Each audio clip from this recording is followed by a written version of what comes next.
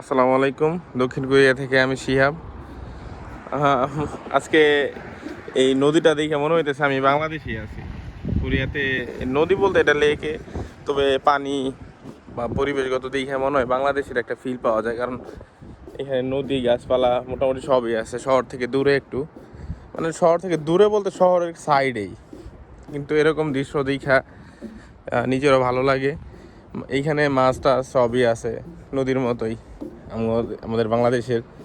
এই যে এইখানে পানি, অল্প পানি, বাট লুক লাইক নদী, ভালোই লাগে।